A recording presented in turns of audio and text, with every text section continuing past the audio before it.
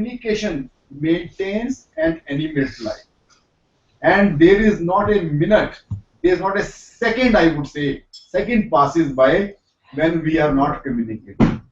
And if we somehow able to, the people who are meditating, people who are good in meditation, they can go to the level of almost no communication. Even in that case also, when you are meditating, my dear friends, let me say, I'm a yoga student myself.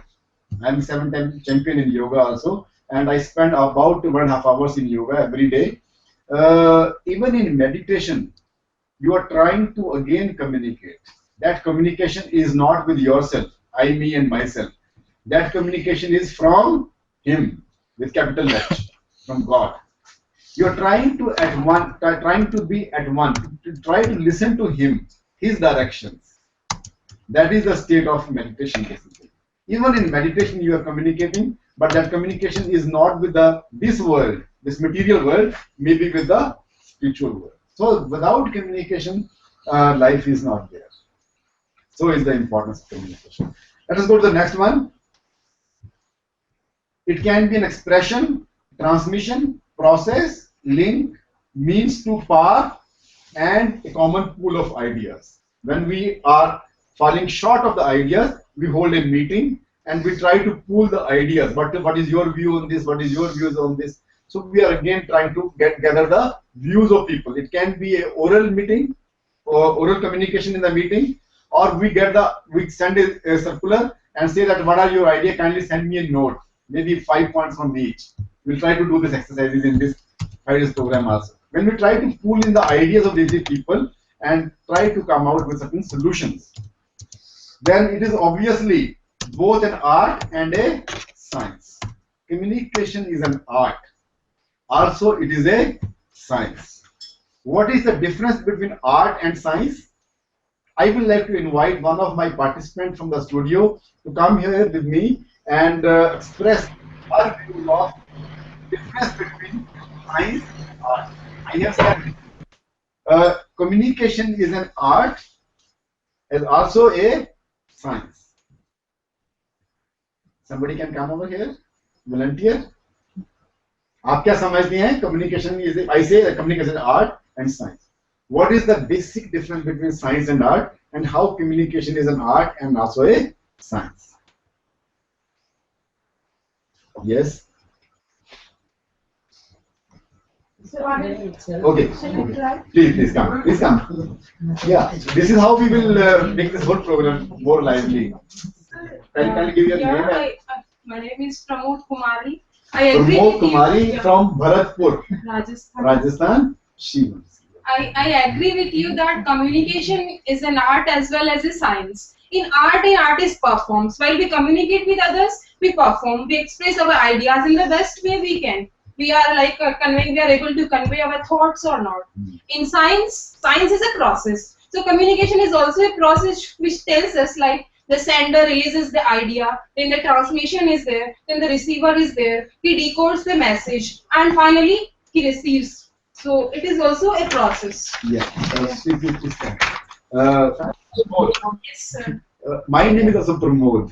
That gives me a lot of joy to So know. it is unisexual name. Yes, I know.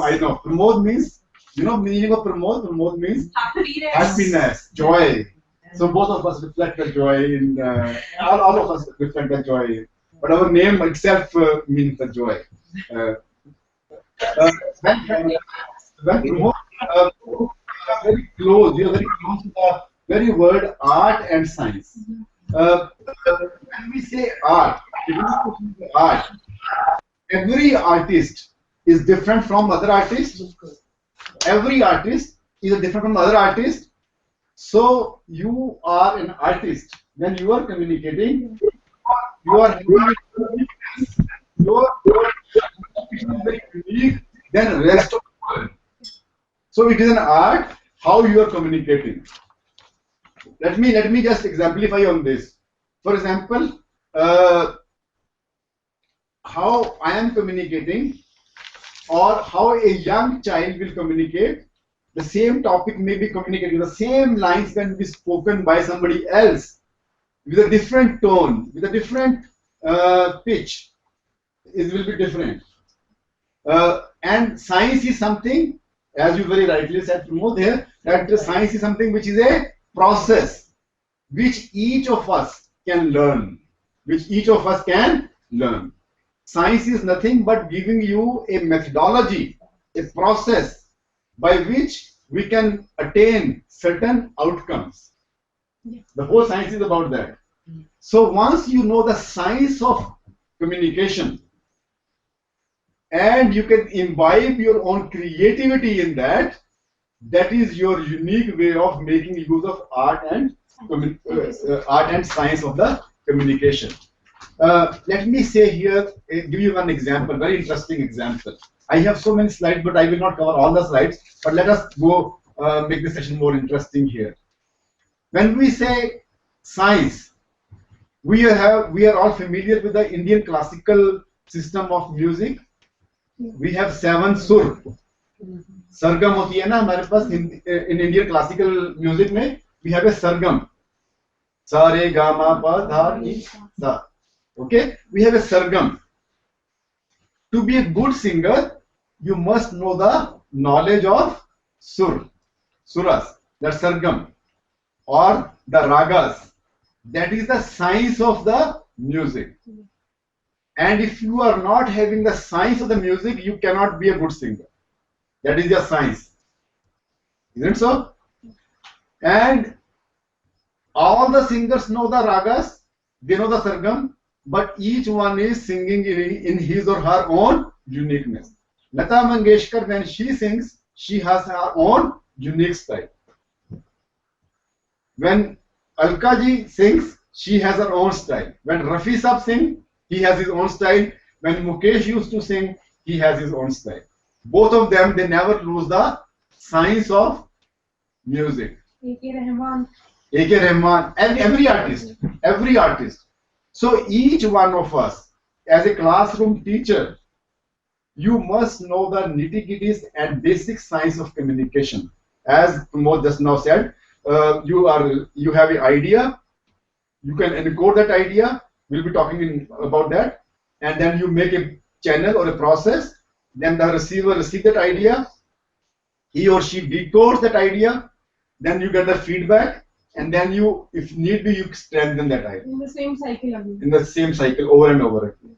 So this process mein bahut kuch hai. We'll be talking in all these 5 days. We're talking about this process only. How to make use of the science. How to make use of. जब हम लोग अभी reality shows देखते हैं TV के ऊपर, तो कहते हैं सुर कहीं भटक गए. The science of music has not been properly used. You have not applied a proper principle to solve a equation. Let me go to that level. Isn't it so? Your answer will never come right if you are not able to apply the science, the principles in your numericals in the classes. Isn't it so? Suppose I have to calculate the size of the room. If I am not having the knowledge of tables, then I calculate the size of the room. So you must have science. And I may be able to calculate in different ways. Everybody can approach a problem in his or her own unique way. That is his or her unique way of solving a numerical or a problem. So, and I said here, it's obviously an art and a science. So we will be trying to teach you the art and the science of communication in these 5 days. It encompasses literature, sociology, psychology, statistics.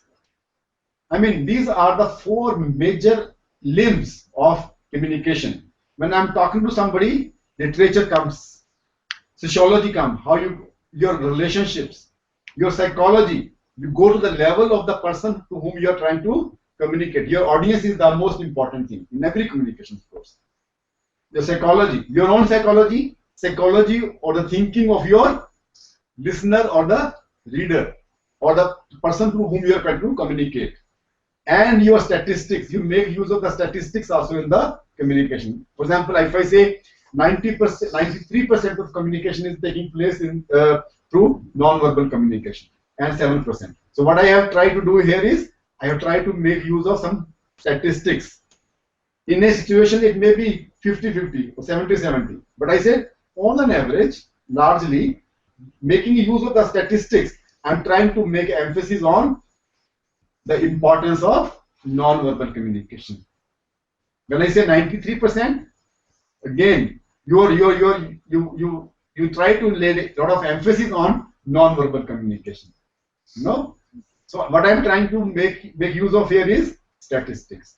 We have tried to conduct this experiment in various groups, in various age groups, in various places, various professions, and in totality we try to find out what is the percentage of verbal, what is the percentage of non-verbal communication when we try to communicate to others. And the total result was 93% non-verbal, 7% verbal. So when I'm trying to talk to you, I am making use of those statistics also. So these are the four important things. Literature, which gives you the expression, the vocabulary, the grammar, the formation of sentences, how to make use of the different phrases. Literature, sociology, psychology, and statistics. The knowledge of these are very important. But my dear friends, if you want to improve your communication, there have been many effective communicators who have no knowledge of literature, who have no knowledge of psychology, who have no knowledge of sociology or statistics. So you are not bound by these four important disciplines. There are, but then definitely these four are very important to improve your communication. But then there are some God-gifted communicators who encompass or I would say surpass all these four disciplines also. So if you want to improve your communication, do not feel that if you are not good in literature, if you are not good in statistics, if you are not good in psychology, you cannot improve your communication. You can. Okay, each one of us can. The spectrum of communication in contemporary world almost defy the description because of the immense variety or range of components, which we have talked about that. And now, my dear friends, I would like to, before I go further on my topic on significance and importance and process of communication, let me give you 2 or 3 slides, I would say here. These will form the whole crux of communication. As I mentioned just now, your audience or your reader to whom you are communicating is the most important. If you are forgetting about your target audience, who is my audience? You are not keeping him or her into view in your mind when you're communicating. Your communication can never be effective. And I have put a slide here which says, before you speak, think. Before you write, think. Before you communicate, think. Many problems in the world happen due to lack of thinking.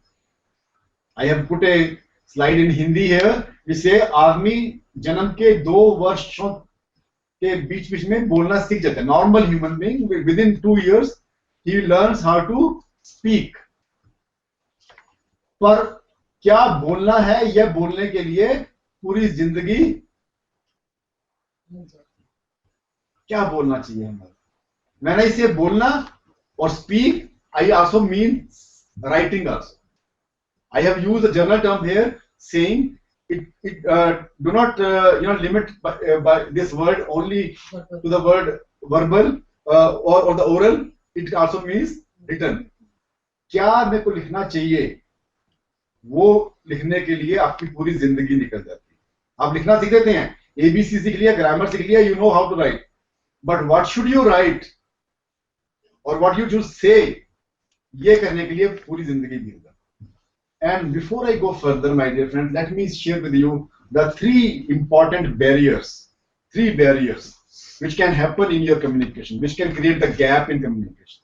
The first barrier can be physical barriers. Physical barriers can be when I am not audible. Some disturbance was going on, so Madam Pramod was not able to listen to me very carefully because there was some disturbance. My audience in the studio were not able to listen.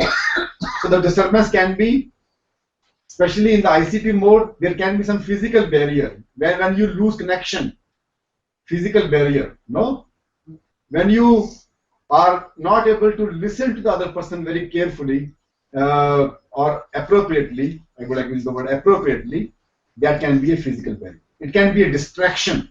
In a external noise, barrier are also known as noise. Background noise. Background noise. There can be any noise. There can be any distraction. There can be movement of people here which can be distracting. Okay. Then there are psychological barriers. More important than the physical barriers are psychological barriers. What can be the psychological barrier? One of the major psychological barrier is your bias, your prejudice. आप सुनना ही नहीं चाहते. You come with a prejudice in the classroom that professors आपको क्या पता? He is a civil engineer. I am a MTech. I done my MA and PhD in communication and English. Or you have certain any kind of prejudice. Friends में भी ये prejudice होता है. Parents and आप सोचते हैं आपकी mother जो कुछ भी कहने वाली है वो यही कहेगी. You try to stereotype. You try to label.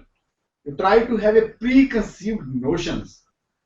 That becomes a noise. That becomes a barrier, which we call as psychological barrier. There can be other barriers also. Authority. We'll be talking in details in the coming sessions also.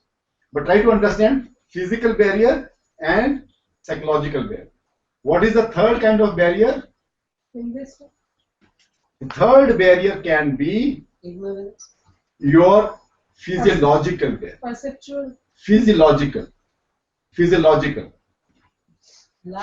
means suppose you are having a stomach ache. Madam Suman is having some stomach ache. मैं तो बहुत अच्छा बोल रहा हूँ. उनका mood भी है सुनने के लिए. कोई prejudice नहीं है. मेरी आवाज पहुंच रही है. But she has a stomach ache. She is not able to focus even. Physiological. उनके पैर में दर्द है. कोई प्रॉब्लम हो सकती है आपकी फिजिक के साथ. So that becomes a, or you may be having a headache.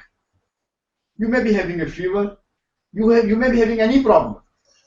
So that becomes a hindrance. That becomes a hindrance, a hurdle, a barrier, a noise in your communication. All right. So there are largely we can classify the barriers into three categories. Physical can be distractions. It can also be lack of your understanding about the language. Can also be physical barrier. It is mostly external. No? External. External barriers can be taken care of. Psychological barrier can also be taken care of once you are aware of that. Since I know that you are having, I'm anticipating my audience that they may be having some prejudices about it. So I will try to make my preamble before I start my discussion. And if I am aware, I can overcome them. If there is a physiological barrier, it's very difficult to overcome. So you have to maybe wait.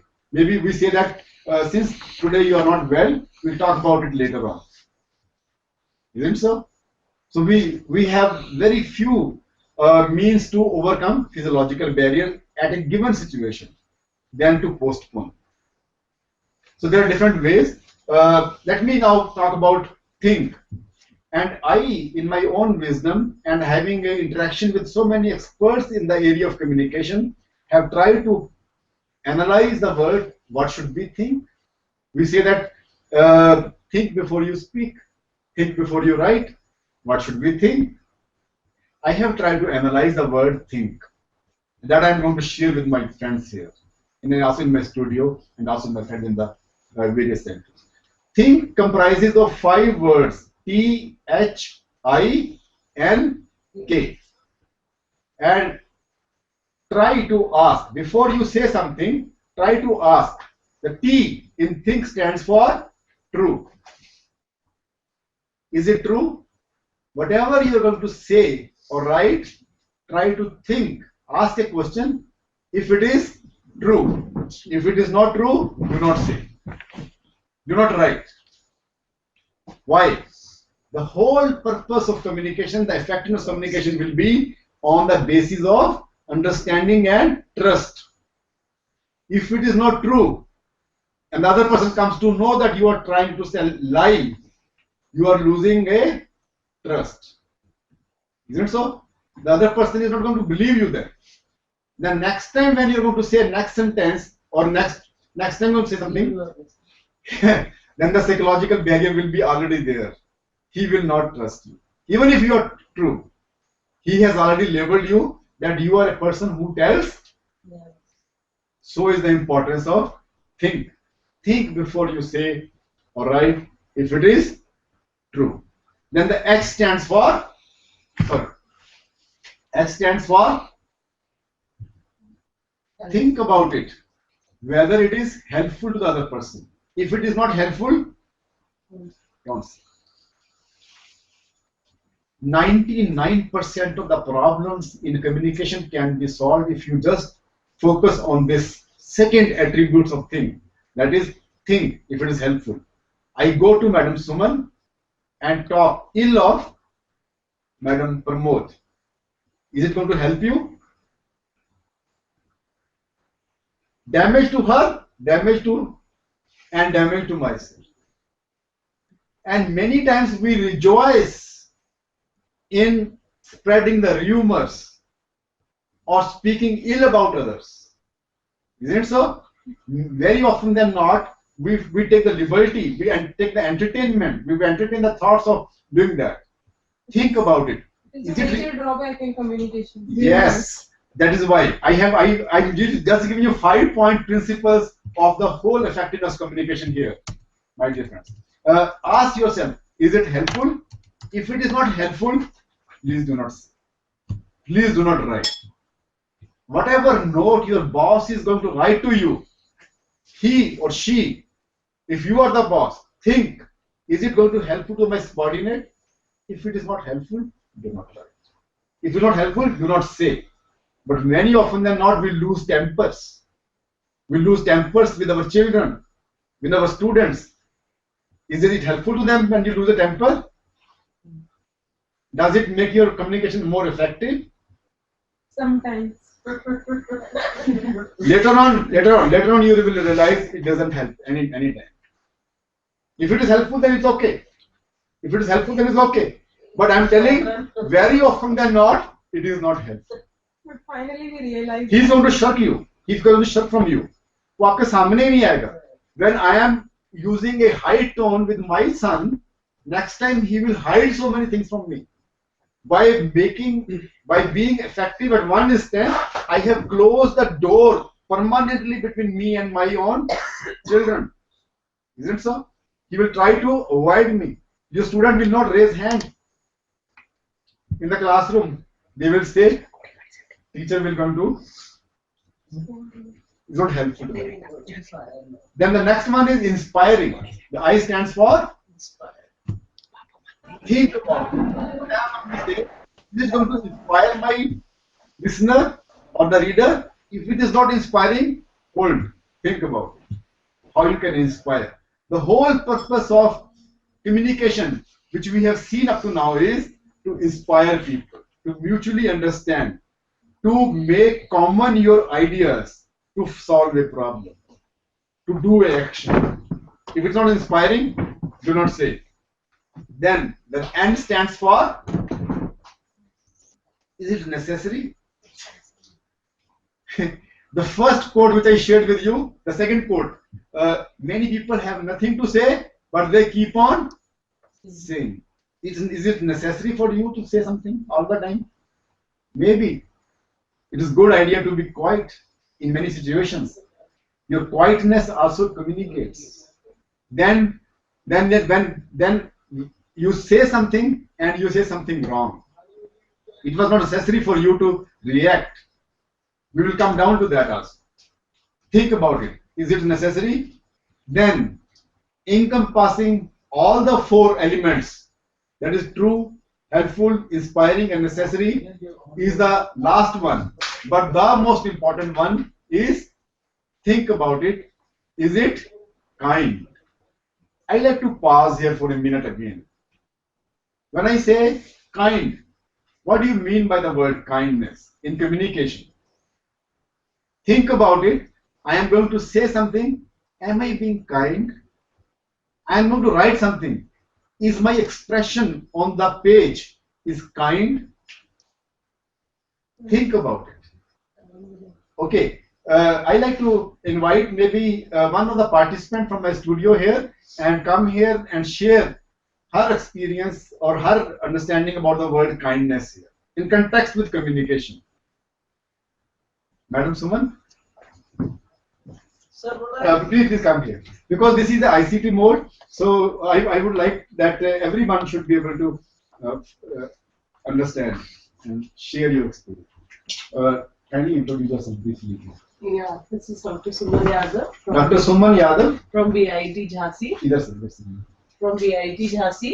Yes. I don't have much to say, but I'll just say that being kind is, are we informative or are we giving the right information? Are we being kind enough to the audience or to the receiver by saying certain things or by communicating certain things so that he or she benefits from the same? Now that is covered in the inspiring or helpful. But being kind, hold on. Being kind, can you think of a word which is opposite to kind? Being unkind. Being unkind. That is, we are not fulfilling the purpose of communication. We are being unkind. Little beyond purpose of communication, ma'am. Here, I would like to. Okay, Pramod, ma'am, want to say something? Yes. Please, Yes, please. please. I give you clue. Think about unkindness. So actually, aren't we saying something with an ill will or negative attitude or which Yeah. like Very close to that. Yeah. Very close. I just- Kind का exact opposite word होता है rude. Rude. When you talk to somebody, think, are you not being rude? If you are being rude, you are not being kind. And mannerism, etiquettes, so many things come, as you said, very rightly said. Thank you so much. Thank you so much, Suman. When we say, and when we say rude or being unkind, the litmus test, how do we make sure that I am being kind to others when I am saying something? This is very important. This covers all the four things. And rather, the whole 5 days program can be summarized in the word. If you are able to being kind when in communication, I would say your communication can never go wrong. What is the litmus test for that then? Over the years, I have tried to develop a litmus test. How do you make sure that you are being kind to others when you're communicating? Even in the classroom. When you're communicating, are you being kind to the students? Are you being kind to your colleagues? Are you being kind to your peon? Are you being kind to your gatekeeper? Are you being kind to your seniors? So the litmus test is, there is one word, respect. Madam Suman has just now given the word respect. You have heard the word empathy? Yeah. Empathy means what? To share the feelings or emotions of somebody. When you enter in the shoes of the other person, then only you know where the shoe pinches. I say this shoes is pinching me. You will not realize my pain unless you wear that shoe, and then you know that यहाँ पे कील निकली हुई है. Here is a nail which is pinching my heel. Now the word kindness, the litmus test is, when you enter in your audience mind, you put yourself in the audience and think again the word think about it, how you will take that word or that sentence. यदि आपको ये शब्द बोले जाते, if this communication was done to you in this fashion, was it kind? Would you take it in a good spirit? If you are not able to take in a good spirit, your audience is not going to take in a good spirit. You have to have a feeling of empathy. That is, go to the level of audience and put yourself in the situation of your audience. There is a golden principle in the Bible also, in many other scriptures also.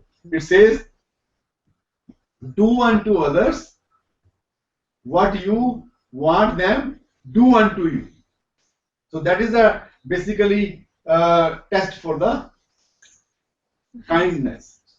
So when how do you measure that you are being kind to your audience? Is you put yourself in the audience and see how you will take it if somebody else has spoken those words in the same way which you have spoken to the audience. How you will take it. Okay, so that is basically kindness. So my dear friends, if you keep these 5 elements, that is being true, helpful, inspiring, necessary, and kind, basically tool for being effective communicator. So when next time when you are communicating to anybody, ask yourself these 5 questions. Is it true? Is it helpful? Is it inspiring? Is it necessary? Is it? You will never go wrong. Take it from me. You will never go wrong in your communication. And now, before I close my talk here, let me talk about 2 very important things here.